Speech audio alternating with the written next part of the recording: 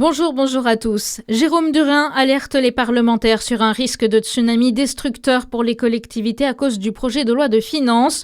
Le Saône-et-Loirien, président du Conseil régional de Bourgogne-Franche-Comté, a adressé un courrier aux parlementaires de la région.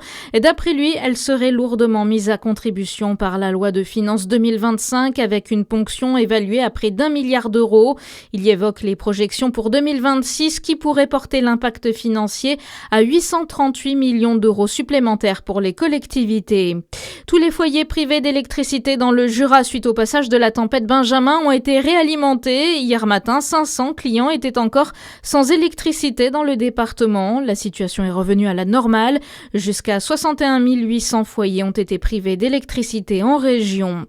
Dans le procès Péchier qui se déroule à Besançon, l'amertume hier de 2 infirmières soupçonnées à tort.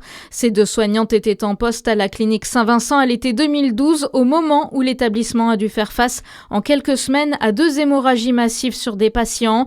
Elles ont toutes les 2 expliqué les conséquences de ces accusations sur leur carrière professionnelle. Ces cas font aujourd'hui partie des 30 empoisonnements présumés dont 12 mortels imputés à Frédéric Péchier.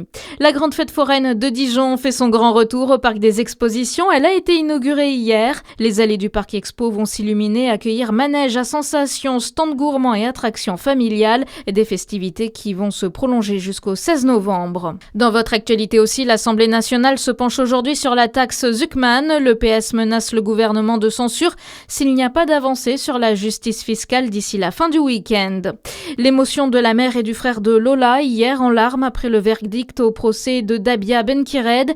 L'accusé a été condamné à la réclusion criminelle à perpétuité incompressible pour le viol et le meurtre de l'adolescente. Et puis du hand en Star League, le Dijon MH remporte en beauté son match face à Dunkerque 31-24. Bonne journée sur Fréquence Plus.